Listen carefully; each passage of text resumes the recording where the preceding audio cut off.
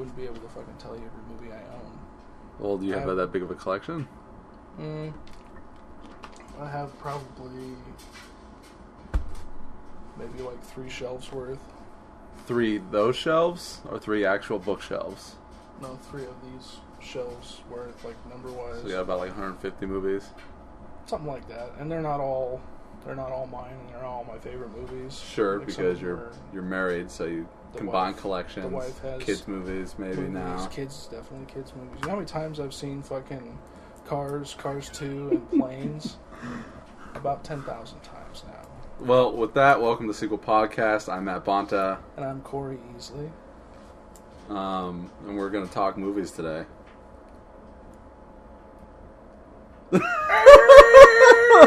Now that we're on the spot. Yeah, now that we're on the spot. Well, we talked last week about nothing and everything for about 2 hours. It's longer than that. It had to have been longer than that. It felt like a good amount of time. It was about 3 hours. About 3 hours, just bullshit. But I mean, we went over my new script and everything else, so. Poor Greg was over here. Well, Greg was editing. Finalizing and editing. I don't know when he's coming over, but he's coming over at some point so that we can look for a film festival to submit Godsalt to. Exciting. We can talk about Godsalt now that it's over and done with. Yeah. Last time we talked, it was just post filming.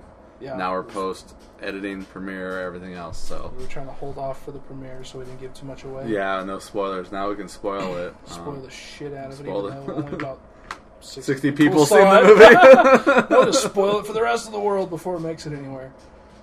That's fine. No one's gonna check this out beforehand. What kind of film festival would you like to see Godsalt go to? I want to see it. I almost want to see it in something obscure because I think it's back got a alley. better, it's got a better, like Big Fish, Little Pond. Yeah. It's got a better the shot. lower end film festival as opposed to like Sundance, Telluride, Cannes, Toronto. Yeah. It almost likely get. I'm not familiar with all that many of the. You're like, what are you talking about? Yeah, I've heard of Cannes, Toronto. Yeah, Toronto TIFF, Toronto International Film Festival. I would love. That's going on right now. I think it's last weekend. I think that was last weekend. It was last weekend. They showed Tusk there. Kevin Smith's new movie, horror movie. We know how you feel about horror movies. You hate them. I don't hate horror movies. I think most of them are just. We know that Hostel is your favorite movie, and you can't get any better than that. Yeah, pretty much. I don't like that movie either. Yeah, no, that's what we got to do tonight is pick out the perfect festival to show it at. Not let alone, I mean, just to get submitted and picked. Right. We don't want to fucking spend $60 to $80 for nothing. Yeah. So, and I was thinking, like, have you ever been to Santa Cruz?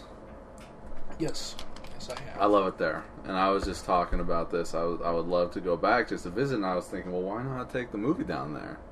And that's a valid excuse. Like maybe just call, like, look online, find out what theaters there are, and just be like, hey, I got a movie, can I show? Because it's a very arty town. Right. So in places like Santa Cruz, Portland, different places where art is their thing. Yeah. Like, places where things are more important to them than the big name studio or whatever. You might have a chance of actually showing it somewhere different. Just to show it. Yeah, and I think that's important too. I mean, it's all about it just getting exposure and showing it to people. Wouldn't it be great to like go to every single state and knowing that my movie's played in like 50 states? That would be awesome. Ohio. It would. Well, I mean, it'd be expensive to do it yourself, but it wouldn't necessarily be expensive to mail it to these places. Yeah, that's true.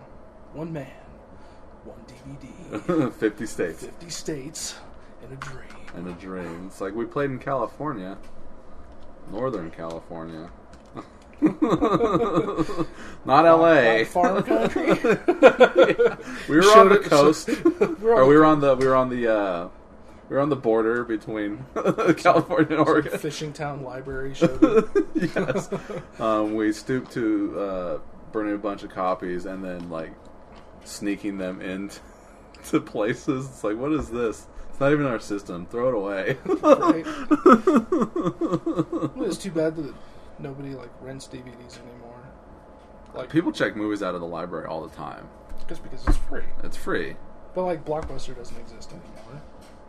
I know. There's no such thing as Video Maniacs or when we were making Crime America, I was working at Best Buy, and I was thinking of just like taking them and having them at Best Buy while I was working there, and maybe giving them away to people that were buying stuff.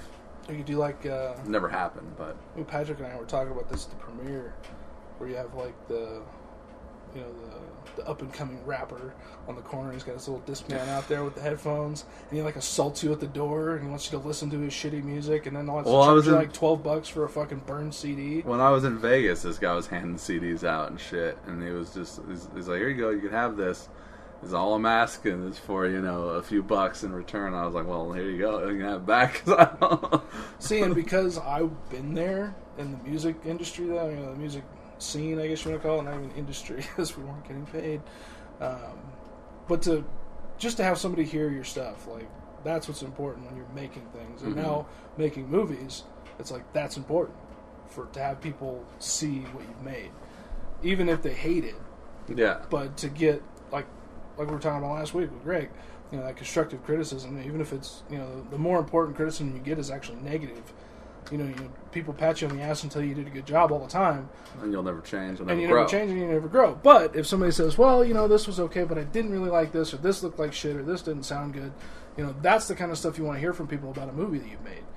Or a book that you've written, or music that you've written. You want people to tell you what they don't like about it. That way you can either say, fuck you, I like it the way I made it, or you can say, valid point, maybe I should look at changing it in this way. And doing something different. Absolutely, I'm all about that. There are certain things where it's like, well, that's there because that's how I want it to be, but like, it doesn't mean that like the technical aspects of it can't be better. Right. That's probably also something we should look into. At least one more camera. I was telling you, I've got a DSLR. I know you got that. That we can use. We can, as far as lenses go and stuff like that, we can. There's adapters and a million different ways to make things match up. Especially if we're gonna. Well, now I can't even really talk about the new movie. Oh, not the new movie. Especially the action scene at the end. There's no point in doing what we're gonna do if we shoot it with one camera. We need to shoot that thing with like 5 cameras. Yeah, and I know a couple of people that have some decent rigs that we could borrow, and I think that's where we shoot it at all angles so that it's not like we just blew several $100s on one shot. We're talking about the van?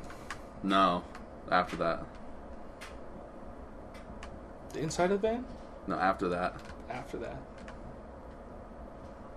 Look, you don't even fucking know.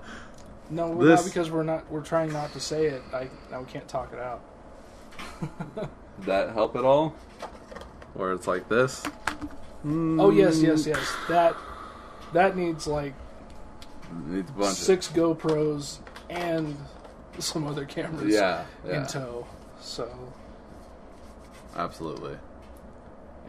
Anyway.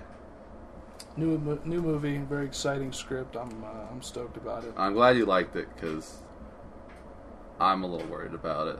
But then again, if I'm not worried about it, then something's wrong. Not invested. Yeah, I'm not invested. It's like, oh yeah, no, it's good. It's perfect. Fuck you. I don't care what you have to say about it. I don't think it's perfect, but I think that it's viable. It's definitely. I think it. I don't know. I said it when I came in today. I think it's gold, man. It's like we built a table, and now we just need to sand it. Yeah. Sand it and finish it. Yeah, absolutely. Like that table. Did you watch that video? That table video? I love that. Was that a metaphor, or were you talking about I actually want to build a table? Well, no. It's just having the ability to do something yourself. Yeah. It's like he took a bunch of shitty wood and built a table. Fucked up pallet wood and like fence boards and shit. And then he built like a beautiful table, and like I expected the wife to come in and be like, how much did it cost for this thing? Right. And then he's just like, oh, I built it myself. It's like, oh, that was lackluster. Just like the ability to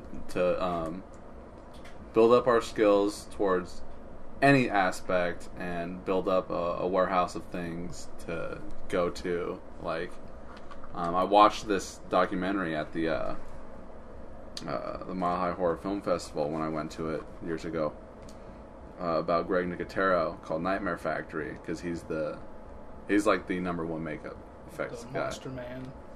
And he just had a warehouse of shit. Like Elijah Wood went in there, and he was just like looking at everything. He's like, "Oh, you know what that's from?" He's like, "Oh, there's my head from Sin City or whatever." Right. So, just to have a home base, that'd be nice one day to have our own office to where we can go to and work. Well, like you said, to build the skills, to build the things we need to make movies. So we don't have to... A repertoire. So you don't have to build everything every time. Right, or hire out. Yeah, or like, buy everything every time. I'm all about creating my own stuff. And I kind of... A lot of the stuff that I know, I taught myself how to do anyways. So, like, I can't get out of that mentality. YouTube! Right, and you know what? It's like, YouTube is definitely a great resource now. It's an unlimited library of how do you do this, how do you do that, and then some things aren't on there. And then you have to guess, and you have to make stuff up and see if it works, and trial and error and stuff like that. But I watched a video with, I think it was the guys from Tested. It was Jamie and Adam from Mythbusters. Okay. And there's these two young kids that have this show where they host them, and they, Adam's like always making props and like recreating props from movies and stuff like aren't that. all those guys like... Well, Adam and Jamie were originally technical movie prop guys. Yeah. Adam's got a huge background in model making and miniatures and stuff like that. He actually worked on the 4, 5, 6 Star Wars movies. Okay. And then he's done work for toy companies, recreating stuff from movies for the toys. So they have something to go at for production. But they, I think it was these guys, and they went to this warehouse. It's down in Southern California. I have no fucking clue what it's called or where it's at because I can't remember. Mm-hmm.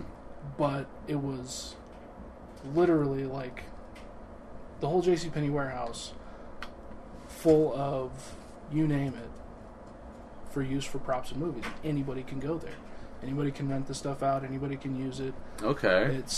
It's not just like... It's open to the public.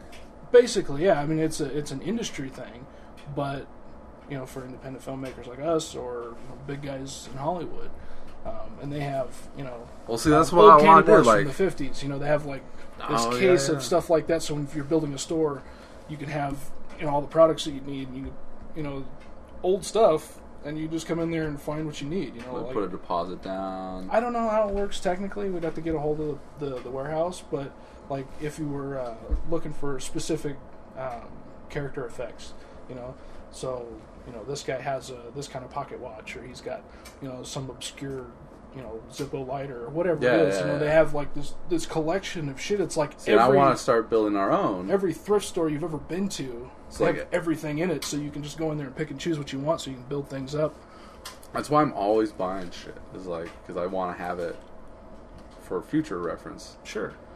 And just like we'll have like 50 knives, 50 guns, And it's just and the more like we talked about before, the more stuff we have now, the more stuff we buy now, we don't have to buy later, and we have those things to fall on. Right now we got this small collection of airsoft guns and like. Some swords and whatever, but things that we can use in movies. Yeah, and we need to get a makeup person. I would love to have a makeup person. I mean, we're all we wing it when we do it and everything else like that, and the girls are helpful in that area. we definitely need to get a makeup person on our side.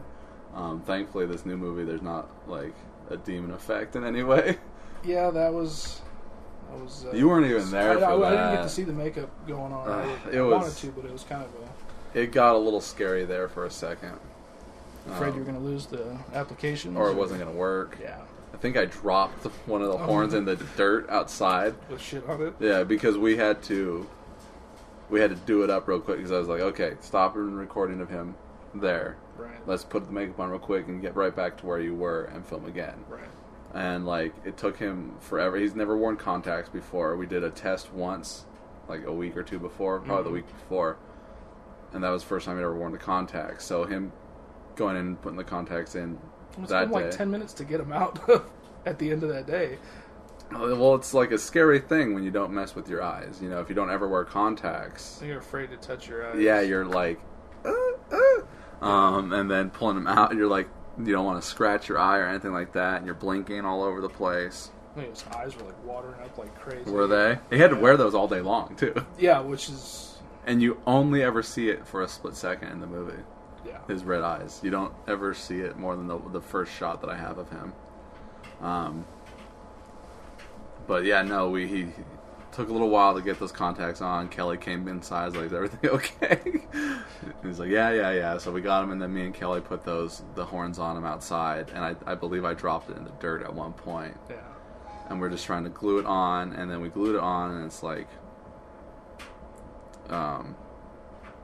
we need to do makeup on him and make it not look like it was just stuck on his face. I thought up close after the makeup. So there's some like singeing that we did right. with like black and gray singeing on it and everything else. That's part of building our repertoire, building our caddy. But I would so much rather have just had one person there that did that. Maybe that person had an assistant or something. And that would be super sweet, you know. And it's like someone who knows what they're doing opposed to someone who knows what to do, right. opposed to knowing what they're doing. It's like, I understand the concept. You got to glue it to his face. The tough part about what we're trying to do is we're trying to build this crew of people we know to do things so that one person doesn't have to do everything, or you know, a few people don't have to do everything. Right. You know? So we have somebody that really thinks about the lighting, somebody that really thinks about the sound, somebody that really thinks about handling the camera, somebody that really thinks about the makeup and, you know, the props, and so that we have this group of people. You know, we have this crew of 20 now that we build up to where it's really just a crew of one. It's like you. Yeah, well. Well, no, you and Greg. Greg. That's about it. That's it as far as crew goes. Yeah, as far as behind the scenes stuff goes, because Greg makes all the equipment and Casey's shit. the music man. Casey does the music. I think it'd be cool if I had the three of you doing a commentary for the movie, and then that would be four fun. of the actors to do a commentary. Me and Melissa did a commentary, and it's online right now. I just put it on there today. That would be fun to do. And I'm like, okay, guys, start talking, and I go and leave for an hour and a half, and then I come back and I can listen to it later on and just laugh at whatever the fuck you guys are saying. But getting the three of you together might fucking prove to be impossible. Well, I'm not working right now. You're not working right now, so you'd work at I'm any. pretty much open all times right now. But I don't know what Greg's schedule is like in case he goes to work at 2. So if Greg were have been able to come over earlier today, and if I was gonna do something, but those plans fell through. Right. But yeah, I would like to have a technical commentary, even if you guys go off topic. Those are the fun commentaries, anyways, where you're laughing with the people talking to whatever the fucking bullshit they're saying. Right. Well, and you have the movie to go off of, so there's something queuing you up and. Right. Going back to having crew and stuff like that, I was watching a panel review of some directors, and they were talking about independent filmmaking and how there are forums and groups where you can put a post out and say, hey, we're doing this, we need somebody for that or whatever, and you actually have people like us who like help working each other for free. out. And just want to make the project happen, and you can get these groups of people together and work on stuff and actually figure out how to do things, and just they all want to be part of the community. So they help you on your project, and maybe somebody else got a project they need your help on or whatever. You can find stuff like that, and I'm excited for casting the next film too. Well, it's I not think a very... it'd be neat to freshen it up a bit with some new faces. If you know what I mean. Of course, the few main characters need to remain the same, but... So we're on Craigslist here. I'm just seeing what people have out there in Sure. Reno. I'm under crew gigs. Being hired on location, supporting casting, movie TV extras. So that's a bullshit ad. I hate those. Yes, they do look like bullshit. It's very fucking oh, we need you, but really... Well, they're trying to get people to sign up for their bullshit pyramid scheme. It's either not But this says necessarily pay pyramid daily. scheme. But there are those ones where you have to pay, and then they'll do Yeah, something for you. Bring in your face shots and $80 $500 or $500, and we'll put you up with one of our agents, and we'll get you working and all this stuff. It's like, I know like 2 people that have agents and actually get work, and I don't know if it's because they're good or not, but they actually get work and they go to real casting calls and they get parts. You remember Rico? Yeah, I'm always seeing his shit. Yeah. I tripped last year when I saw his. He was in a JCPenney commercial. Oh, I know. I messaged him. I was like, "Hey, I work at JCPenney," because they were doing like an ad for something that I was like essentially dealing with at work, kind of. Right. It kind of blew me away that it was JCPenney's. Not so much that he was doing something, because I always see him doing shit on there. Was it JCPenney or was it Macy's? No, he did a JCPenney ad, and I was like, "Oh fuck, I work at JCPenney's." So he gets work. He's doing stuff. I guess if you want to do that kind of work, though, you got to put yourself out there and you got to audition for stuff and try to get it. Yeah. So I'm looking here. There's 30 minutes of film work at Reed High School, 21 days ago. So these are super old. 15-minute speech for student athletes. This is fucking stupid. Budget is $100. While I do not desire any editing, I do want a file delivered to me.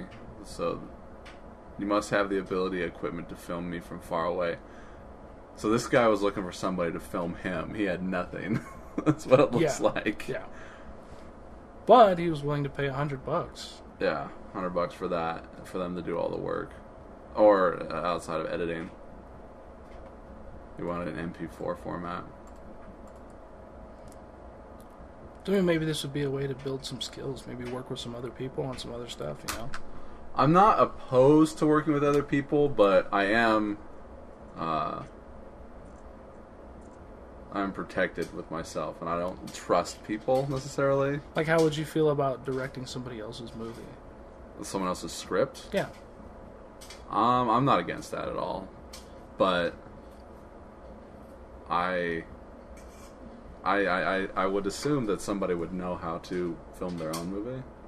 You would assume. I would assume. Are you talking about yourself? No. Okay. I'm trying to get a feeling for what you mean about being protected with yourself. Like, oh no, just like not trusting people, like someone offering their help that's essentially a stranger to me, and I don't know who they are, and I don't know if they're a trustworthy person. Gotcha.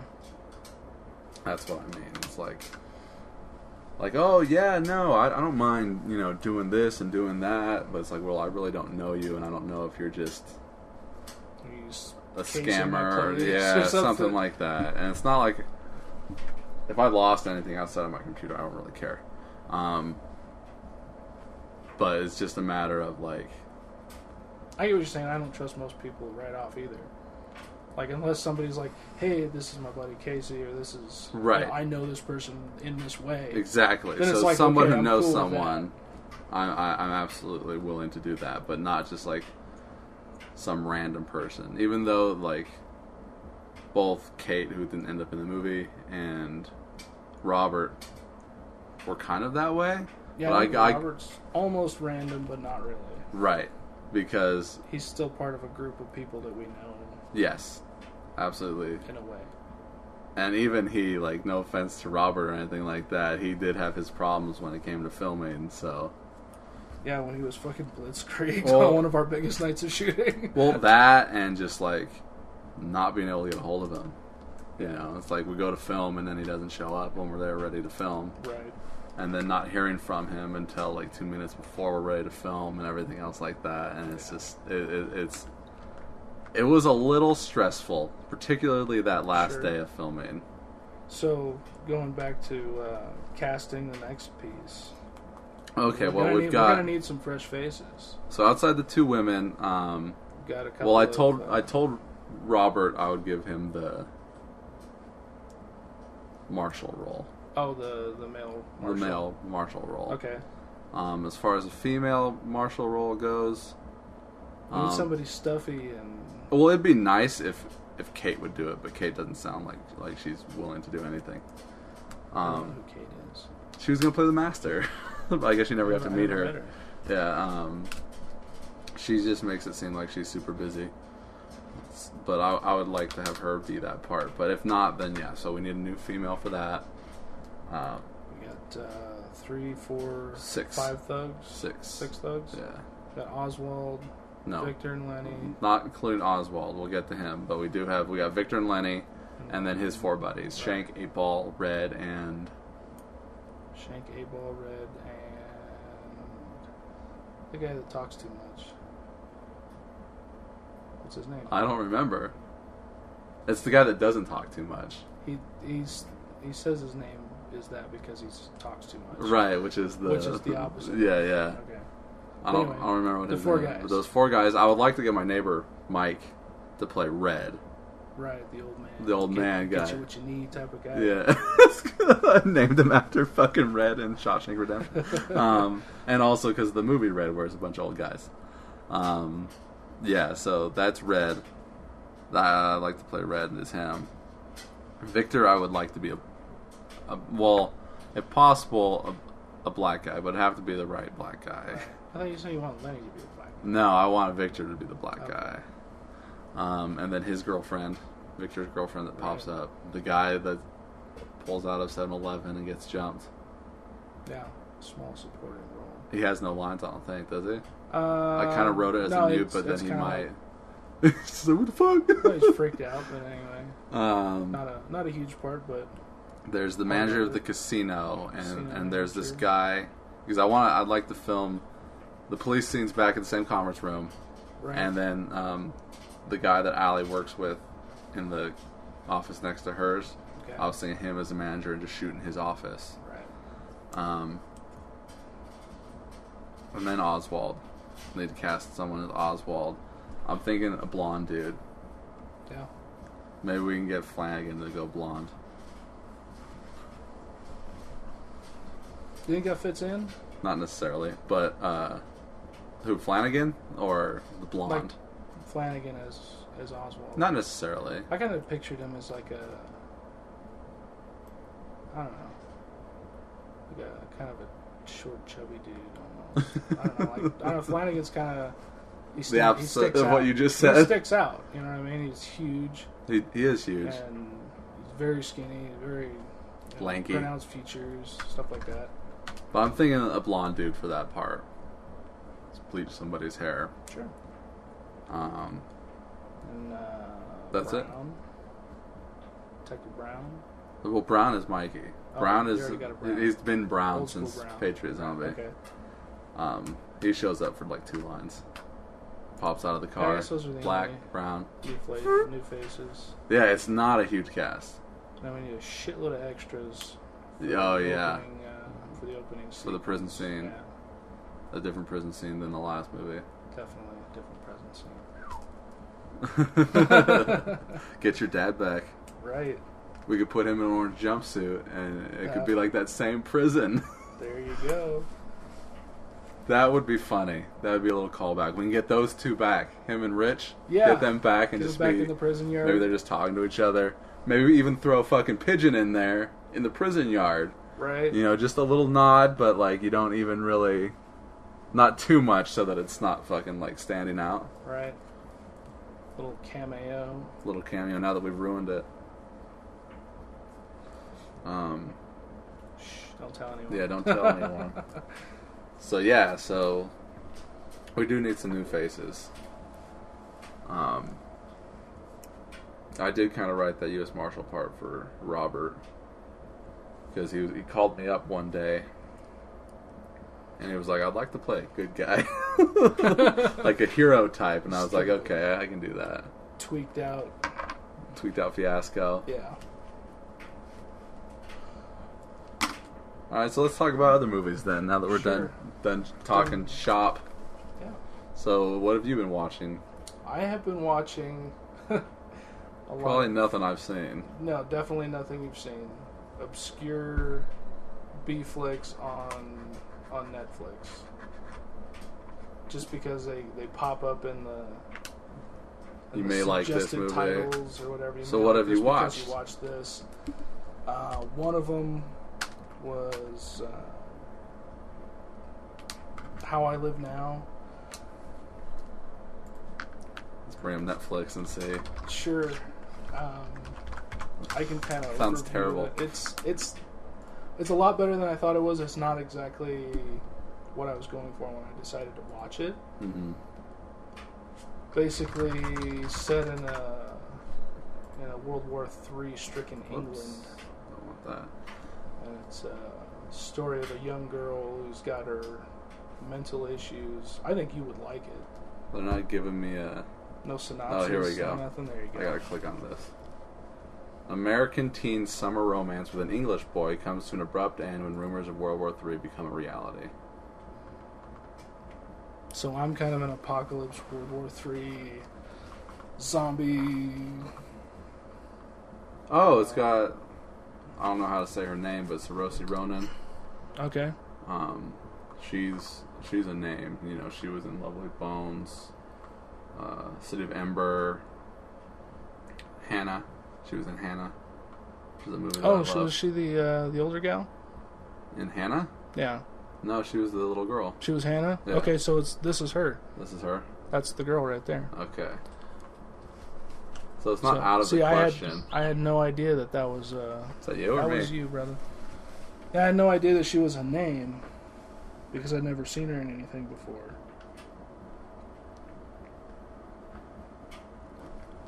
But kind of a coming of age, learning how the world works in the worst possible scenario. Oh, and this guy, the director, did Last King of Scotland and State of Play. So how come this movie just falls under the radar? See, that just goes to show you the movie business. Sure. Is you can make high-profile pictures. The Last King of Scotland, fucking Forrest Whitaker won an Oscar for that movie. And State of Play has Ben Affleck and Russell Crowe in it, and I think it's a really good fucking political thriller.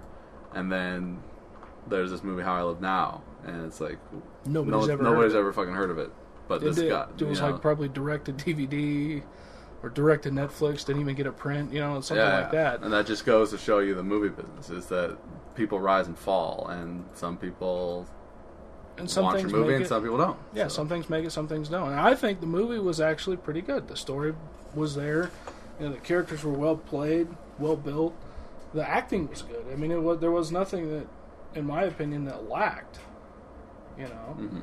It was a drama. It was not really an action movie. There was a little bit of action in it, but it was a lot of building the characters and changing the characters. You get that rise and fall. Yeah. Of the character's personality. Their arc. That arc that everybody talks about. And you read a book, they learn something new, and they come up and they go down and whatever. But I thought it was a good movie, and I didn't expect it to be.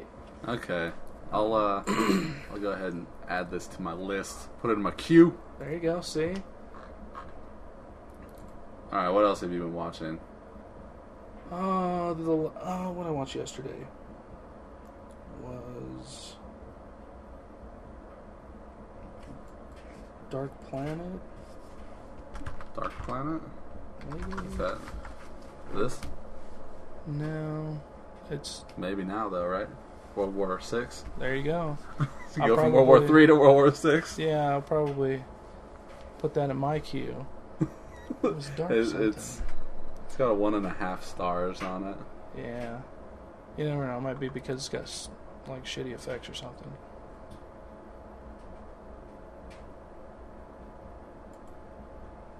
It's pretty close to bottom drawer stuff. Clearly a straight to video, low budget picture.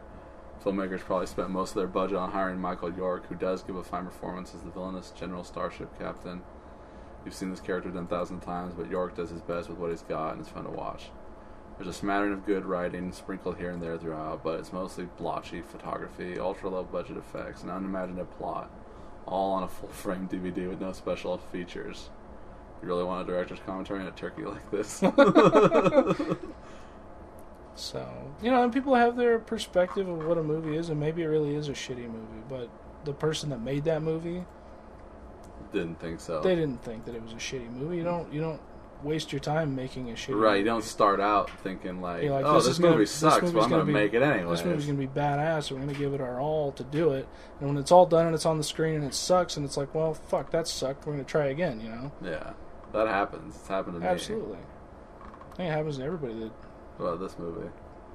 Stonerville. No, that sounds like a winner. Slacker hopes for success at an ad agency, but his constant pot smoking and lackadaisical attitude cost him both his job and his girlfriend. That's a double header right there. That sounds like real life. Sounds stupid as fuck. And it gets 1-star reviews, bad acting, idiotic and immature jokes, horrible, predictable script writing. And those are the movie's strong points. That's bad. Yeah. So what have you seen lately? Anything I've been watching a lot of profound? Supernatural, the TV show. Series. Yeah. I've been watching a lot of that and playing Legos. What movies have I watched? I don't think I've watched a movie in the last... Fuck if I know, you know what I mean? I have no idea what the last movie is that I watched. Oh, I went and saw The Drop. What did you think? I thought it was amazing. I thought it was a fantastic fucking movie. I fucking loved it. But I don't want to spoil that movie. But it was fucking it's good. pretty new. Yeah, it just came out on Friday, and it was fucking amazing. Holy shit. I'm sure it's not for everybody. It's a very slow movie.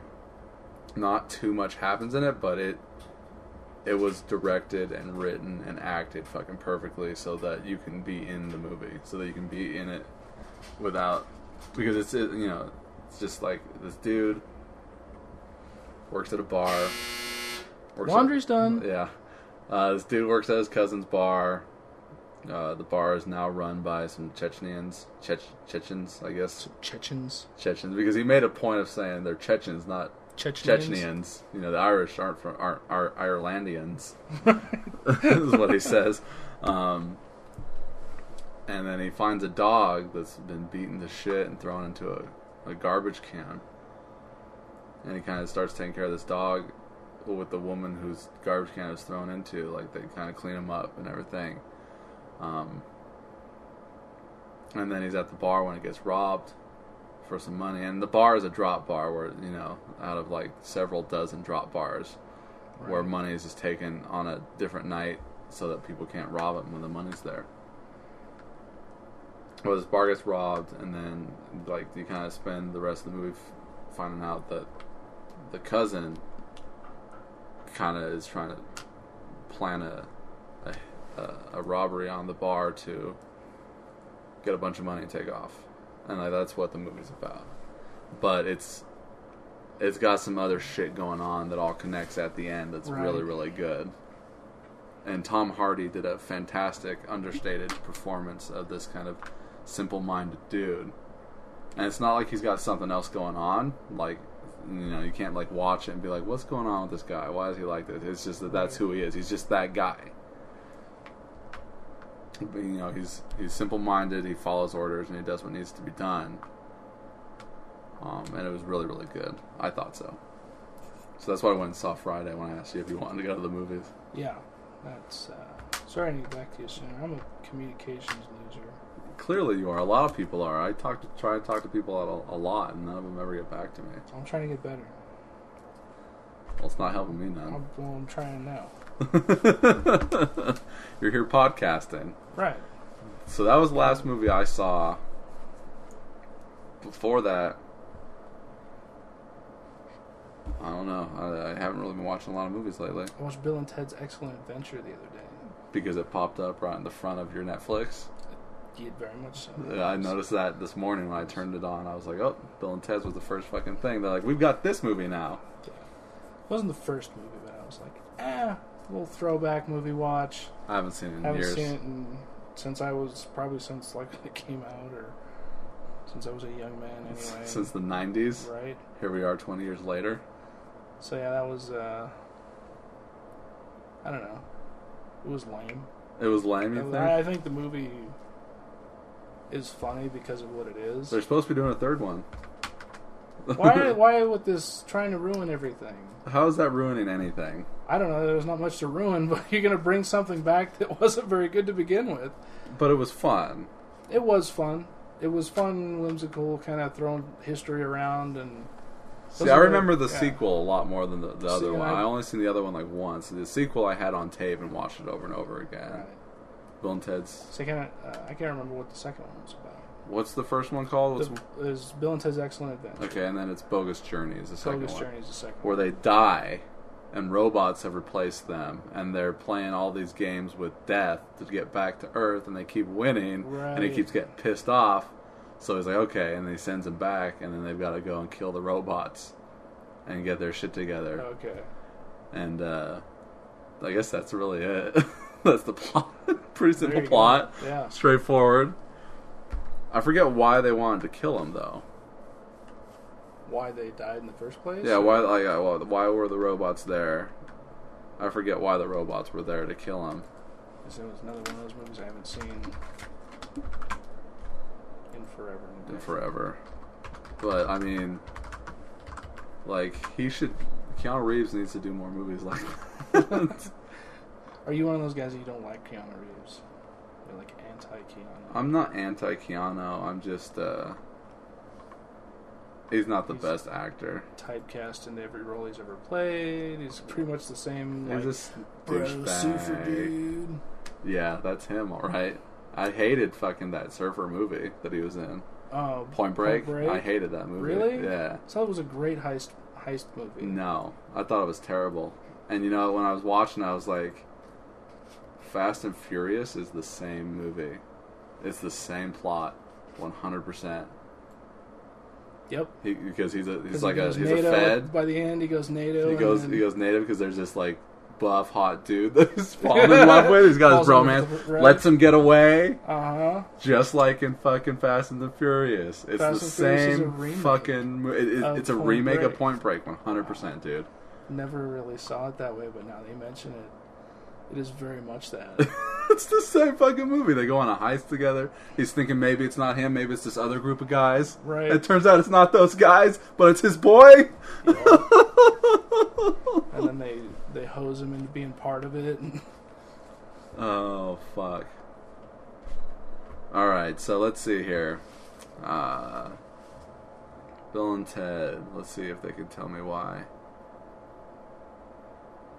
He has robots replace Bill and Ted, killing them by throwing them over the cliff. But why? Film opens in the utopian future that results from the music of Bill and Ted. So, like, the future society hates what happened because of Bill and Ted, so they want to go back and prevent them from doing that. So that's the plot, is to stop them from winning the Battle of the Bands so that their music never exists. Okay. So that's the movie in a nutshell. Evil robots. Evil robots. Dude.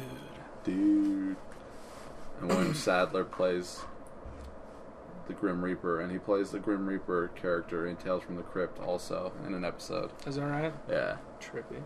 And then they fucking, for the movie, the sequel of so Tales from the Crypt, Bordello of Blood, he comes back and they essentially remade that scene from the Tales from the Crypt episode, but only he's a mummy in it instead. And I'm like, really? You're fucking you're cannibalizing yourself with the same actor, a different character, but the same fucking thing for a theatrical release.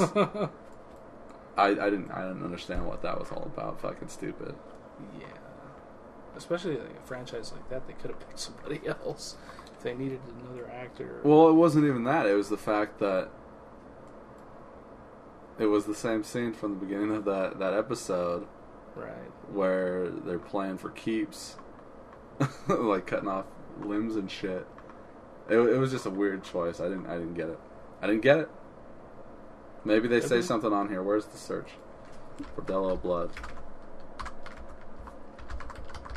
But I mean, he was in the first episode. He was in the first movie. Right. Let's see. Second of 3 planned movies. Does not say anything about what I said, which is kind of stupid. What is Wikipedia? You could just add it. I could add it, but it would be subjective what I would have to say. That they fucked But up. I mean, I don't know why. I don't know why. Yeah, I don't know why they did it. So I would have nothing to add to it. Right. See if I can go to that episode. Arnold Schwarzenegger directed one of these. Is that right? Mm-hmm. Arnie's the man. Absolutely. Where are the episodes at? I'm sure this is real entertaining to everybody who's listening. Sure, you're going to have to dice this one up a little bit. Nah, I'll leave it. Just leave it so people can go, Oh, they're looking at Wikipedia. They're reading. We're reading the Wikipedia. So yeah, not a lot of exciting stuff. No? But we've been talking about, just before the podcast started, about doing maybe like a bi-weekly. Is that the right word to use? Every other week? Every other week. Is that bi-weekly? Like a movie club? That's bi-weekly. Like a bi-weekly movie every club. 2 weeks, We watch, so... we watch a movie. So you got 1 week, and then the next week you do it again. So, like every other payday. Every other payday. Or like pick out a movie to watch and then like review and watch it and come back and talk about that. Talk about that one movie instead of jumping all over it. We could watch the movie and then we could just do a commentary on it, like an hour and a half movie. Right. That might be as entertaining to do. It could be. It's like, okay, so this week we're watching Point Break or the prequel to Fast and the Furious. Fast and the Furious. The original Fast and the Furious. Yeah, well, you know, it's funny that you say that because Vria came over and hung out the other day and we were talking about movies. And like, so there's this movie, Forces of Nature. Okay. Have you seen it? Negative. Ben Affleck and Sandra Bullock. Sounds like a dynamo. Oh, it's a chick flick, but like it's. I love Sandy. It's. Sandra Bullock is my girl. Speed, Keanu Reeves, and then of course we got Speed 2, He could have been Cruise not Control. been in that movie, but Sandra Bullock. I've watched a lot of shitty girly movies because of Sandra Bullock. Just because of Sandra Bullock. Is 28 Days any good? It's not that bad. No, I've got that in my queue. Is it? Is it darker? Is it a darker movie? It's like I would call it a dark comedy if I recall it properly. Let's see. Hold on. Let me look up if I'm thinking of the right movie. 28 Days Later, the zombie one with Sandra Bullock, right? Shit, you're thinking of 28 Days. I'm just kidding. I'm just kidding. Yeah, okay. American comedy drama. A newspaper columnist obliged to enter rehabilitation for alcoholism. So she's an alcoholic. Yes. So that's the darker aspect of it. Yeah, because she becomes friends with a 17-year-old recovering heroin addict who occasionally harms herself. So yes, it seems like a darker fucking... It's not all ha-ha funny. It's like some realistic drama stuff. But you got Viggo Mortensen, you got Alan Tudyk in it, Diane Ladd's in it, you got Steve Buscemi in it as well. A former addict who now works as one of the counselors in the rehab clinic. It's got 31% positive reviews. Yeah, so, but Forces of Nature, I was talking, like, it's a typical fucking, like, the dude is getting married, has to take a train because the plane is stormed out, meets a chick who happens to be, like, perfect for him, but he's getting married. He's already getting married. And that's essentially the plot of a lot of romantic comedies, is one person is with somebody else, and then they meet the perfect person for them, and shit gets fucked. So, like, I was trying to talk to Varia about this, and then I was like, you know what? No, we'll wait. I bought the movie. When it shows up, we'll watch it, and then we'll fucking maybe watch a couple just like it, and then we'll podcast about it and delve into this. Because I was trying to be like, if you were in this situation, and I was like, no, this is perfect for a podcast, so I held off. That sounds like a good basis for review. Definitely. So here's Sandra Bullock's page. Have you seen all of her movies? I won't lie and say that I have. Alright, so... Nope. No. Love Potion number 9 would probably be the first one you've seen. No? No, I kind of jumped on the Sandra Bullock. Late in the game. Have you seen The Vanishing? I think so. Kiefer Sutherland, Jeff Bridges. I'm so bad with remembering. It's a remake of a Swedish, Icelandic film? Something. Okay. Seems to be popular. Remaking foreign films. Absolutely. Foreign films. In America, yeah. Well, she... Whoa. Her and her boyfriend are like going cross country on a road trip, something like that, and she gets kidnapped while he goes into the convenience store to take a piss, buy some food. Comes out, she's gone. Spends like 10 years looking for her to find out that the guy, spoiler alert, well, he finds the guy that did it. The guy's like, okay, I'll show you where she is. Okay. And he starts talking to her. He's like, this one day I was with like my nieces and nephews or something, and then they were like swimming in the river, and this girl was drowning, and he jumps into the river and saves the girl. But he's like, I didn't feel anything when I saved her. When I saved this life, I didn't feel anything. So I wanted to take a life to see if I didn't feel anything there either. So he killed her. Well, no, hold on. So he's like, if you really want to know where she is, I'll take you to where she is. And he's like, okay. And then in the original foreign version, he knocks him out, and then the guy wakes up, and he's in a box buried underground, and the dude leaves him there. And that's how it ends. And it's considered one of those fucking great endings in a movie. We just leave everybody on that. Where he's just like, it's like, what did he do? What did he do? And then you find out that he fucking buried her alive. And then he just fucking buried this guy alive. Right. In the remake, the girl that's kind of hung up on him in the present, like 10 years later, she goes and fucking digs him out, and they kill Jeff Bridges, but... They had to turn it around and make it a happy movie. Yeah, so, like, she's right... Sandra Bullock's right at the beginning, and she's the girlfriend that gets buried into the box and shit, so... Right. Demolition Man. Demolition Man, of course. Classic sci-fi cheesy movie. Cheesy movie. Yeah, cheesy future action movie. Then you got Speed. Because I haven't seen any of these. The Net. Haven't seen The Net. While You Were Sleeping is one of those chick flicks, also. Romantic comedies. That's the one where he gets into... he's in a coma. He's in a coma. But he wants her. I don't remember what the plot is. He gets into a coma. He falls into a coma, and she accompanies him to the hospital, where a nurse overhears her musing out loud, I was going to marry him. Misinterpreting her, the nurse tells his family that she is his fiancée. But what was it? Okay, so this sounds like one of those movies. So, she's a lonely fare token collector on the transit authority. She has a secret crush on a handsome commuter, who is Peter Gallagher, although they are complete strangers. On Christmas Day, she rescues him from an oncoming train after a group of muggers push him onto the tracks. He falls into a coma, and she accompanies him to the hospital, where a nurse overhears her musing out loud, I was going to marry him. Misinterpreting her, she tells the family that she is his fiancée. So, what it looks like is his brother, she falls in love with his brother because she was mistaken as like a fiancée or something.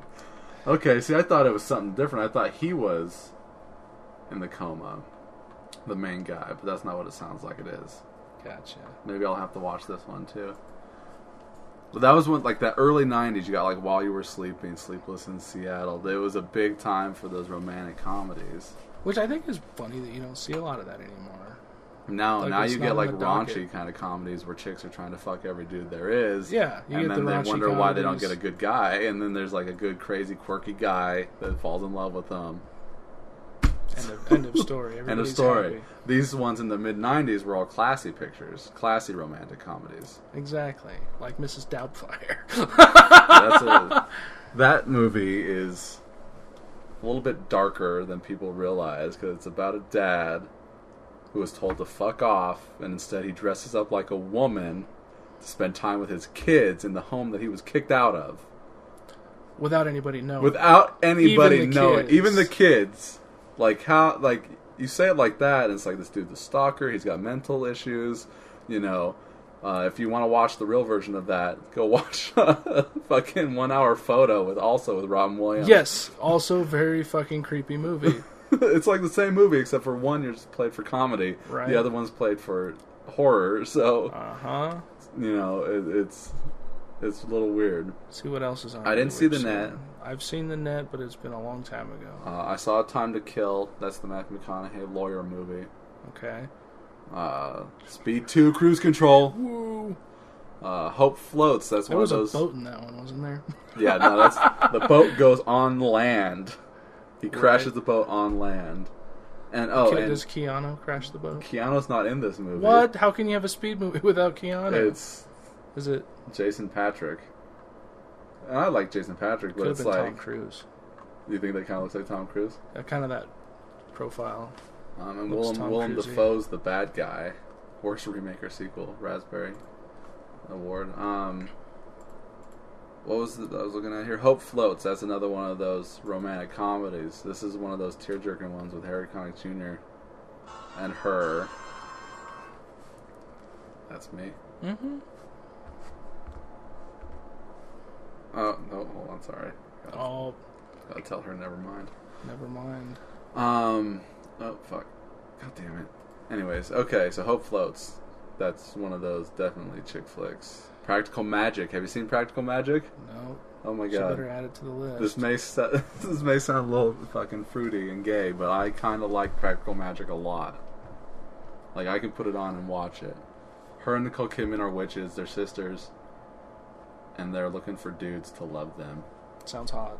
And one chick will never fall in love, will never want to fall in love because their family was cursed to where the husband will die. So she doesn't ever want to fall in love. Right. But when they're little girls, they come up with the perfect man and they rip it up and they throw it into the air. Alright, and as they get older, the aunts are like, well, we'll make her fall in love with a guy of our own doing. So they put a little spell on to her, run into this guy, and it's a perfect dude. She has 2 kids and everything, but ultimately he dies. Right. Ultimately he dies. And then Nicole Kidman's like the bad girl. And she gets with this shitty dude that beats her and she accidentally kills him. And then they've got to do a spell to bring him back to life. And he comes back to life kind of like as a scary kind of zombie ghost guy. Gross. But this cop shows up looking for him, for her, because they were dating. The dude's dead. Yeah. So he shows up when he comes back to life, and I think he ends up shooting them and killing him, and so that she kind of gets away with it that way. But I think she kills him in self-defense anyways, but the way she handled it, she would have gotten fucking busted for it. Right. And it turns out the cop guy is the dude that they wished for her at the beginning of the movie. Right. And he comes back at the end and breaks the curse, it says here. But it's a cute little chick flick about witches that I can put in and watch. It's simple, it's easy. You don't gotta think too much. Didn't see The Prince of Egypt. It's the animated movie. And here's Forces of Nature. 28 Days, Miss Congeniality, I skipped. You've never seen that? Mm-mm. See, that's one that I've seen. I think... This is where the movie started to turn. At the turn of the century, Yeah. in the year 2000, you got Miss Congeniality, you got Legally Blonde, where it's more of a comedy, not really so much a romance, but it's a female But it has story. underlying romantic tones. With Benjamin Bratt. Oh, Yes. William Shatner's in this? Yeah, he's Is he like a hairdresser or something in this, or the? He is the right-hand man of the pageant. The pageant coordinator or whatever. The pageant queen. Mm-hmm. Candace He's Bergen. her bitch. And you got Ernie Hudson's in this as well.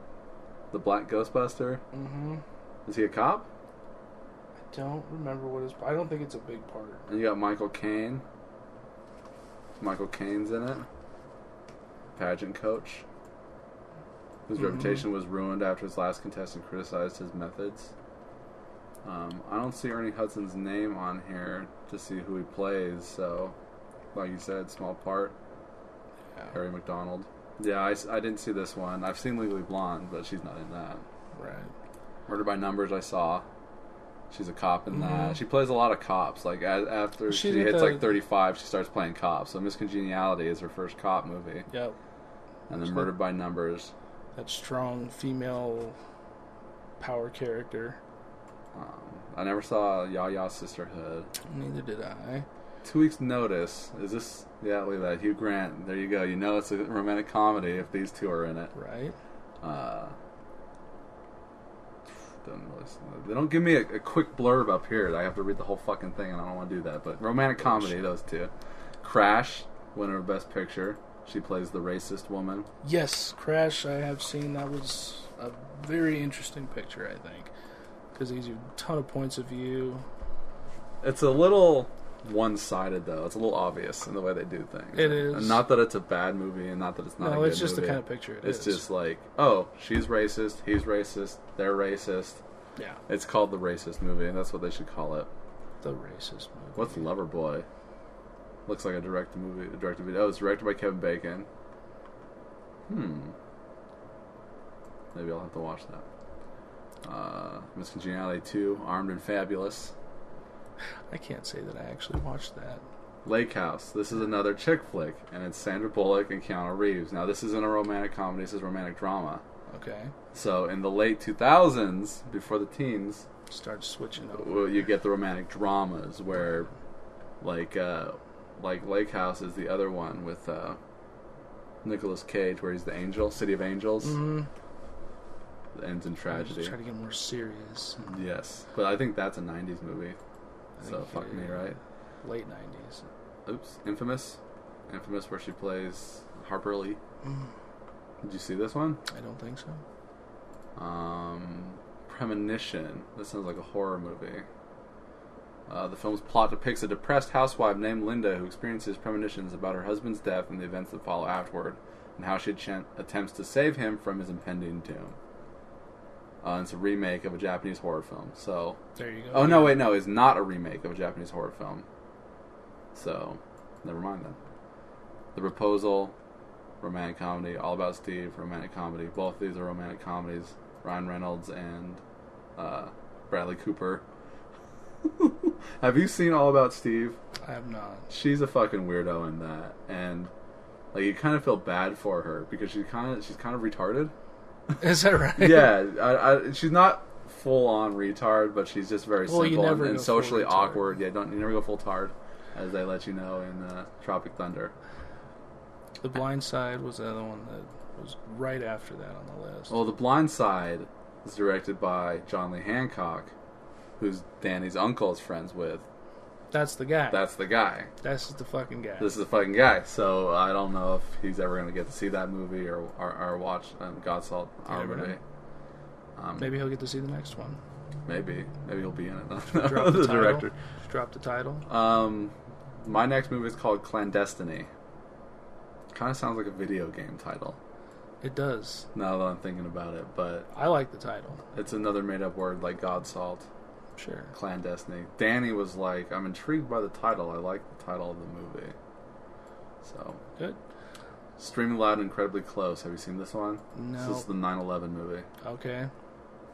And then The Heat. You've seen The Heat, I'm assuming?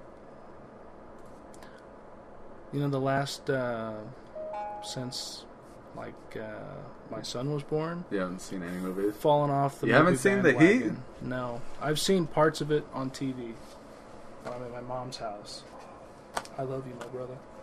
I also happen to have something not crappy to watch. You know, I've almost exhausted all the good movies on Netflix that I wanted to watch, and now I'm like resorted to... So you've never seen Murder by Numbers, right? Yes, I have seen. Oh, you've seen Murder by Numbers, but you haven't seen Practical Magic. No. I might actually get the wife to watch that one with me because it's not Practical Magic. Yeah, because it's not a fucking straight up action murder flick. Like Is that what I let you borrow? Straight action movies is like most of what I watch. Well, go grab Practical Magic before we forget. Okay, I got to wrap for too long. You got to take off. Yeah. All right. Well, we're at an hour, so. But the last movie on this list of hers is Gravity. Gravity, and that is when I've seen the preview for it. Didn't that just come out last year? Yeah, and it was nominated for Best Picture of the Year. Is that right? And essentially it's just her and Clooney. Yeah, I just from the preview, or not I guess it was a preview of the trailer. I pictured it as kind of not having seen it yet. I pictured the movie as a mix between Castaway, like a space-borne Castaway. Yeah. And Event Horizon. But not even close. Like not even close with Event Horizon. Okay. Event Horizon's like a straight up horror movie. It's a straight up like space horror movie. No, you're more closer to just going with Space Castaway. Space Castaway. That's all. They're trying to fix a satellite. And their ship gets fucked up. Something gets fucked, and there's like a meteor shower, and they get like blown they get off the ship, knocked away. Yeah. And they've got to try and get back on trying it. To get back to the ship, and then that's. And then Clooney allows her to get back in, sacrificing himself, and he just floats away. And then she's trying to get back to Earth with what limited means she has. Right. It's kind of like Apollo 13 meets Castaway. There you go. That's a better idea. And at one point, she hallucinates him getting back into the ship and having found him and rescued him. Right. She just hallucinates that. He never comes back. He disappears, and they're talking through the comms right. for as long as possible. Until it's just too far away. Yeah. And then she makes it back to Earth. It's a real simple movie. I don't know if it should have been nominated for Best Picture. She does a great job in it, but there was no way she was going to win Best Actress. She was nominated, but there was no way she was going to win because, like this year was one of those years where it would have been nice if one movie was better than the other 4, but instead it was like all 5 movies are really, really good. So they had to be like, well, we can't give it to Leo this year. We can't give it to this person or that person. So we, it's like, it's either they're all great movies or they're all lackluster great movies. So it's like these were all really awesome movies, or either they're all really good, but none of them stood out from the others. It's never just, you got a couple good ones, a couple that aren't, so that the definite people who haven't won yet can. Right. So Leonardo DiCaprio has yet to win an Oscar when he should have. Like, he could have won for this one if Matthew McConaughey wasn't so fucking awesome in Dallas Buyers Club. In the what? Dallas Buyers Club. Amazing fucking movie, and Matthew McConaughey was fucking amazing in that movie. Leo. I like Leo too, and he should have won for Wolf of Wall Street. Yeah. But Matthew McConaughey fucking knocked it out of the park. Awesome. Fucking so good. Holy shit. You should find that movie and watch it, because it was fucking awesome. I'll do that. And now they're talking about putting Matthew McConaughey in The Ghostbusters Stand. 3. The Stand remake. Okay, they're going to redo The Stand as... And he's going to be Randall Flagg, the bad guy. Okay. Interesting. That's the last that I heard. Have you seen Killer Joe? Can't say that I have. Another fucking awesome movie. The wife probably won't like this one. McConaughey. It's dark, it's gritty, it's fucked up, but it's fucking awesome. That's his best fucking movie. You think the best fucking movie ever? Yeah. That Matthew McConaughey. Well, I mean, no, his acting job, acting job is fucking awesome. Dallas Buyers Club, but fucking right. Killer Joe, he's a fucked up motherfucker in this fucking movie. He Killer plays a Joe cop. Cooper, the Dallas detective who moonlights as a hitman. Yeah, right. with the charm of a Southern gentleman. Chris hires Joe to kill his mother in order to collect her life insurance and pay off his debts. Unable to pay for the service up front, Joe takes Chris's sister Dottie as a retainer until he can be paid. And it's based on a play. Nice. So when you watch that, just think that there are people that had to do things in that every single night. So there's a scene at the end, like the actress. Wow. I was watching the making of, and she was like, she got the script and she's reading it. She's like, "This was that play that I was offered like fucking 10 years ago." Because there's a certain scene with a chicken wing, a drumstick. That she's like, "There's no fucking way I was gonna do that every fucking night." So. Okay. Well, with that was Sequel Podcast. I'm Matt Bonta. Cory Easley. I want to change my sign off from Stay Classy Reno. I think I had one last time. Go fuck yourself, San Diego. San Diego. Go fuck yourself.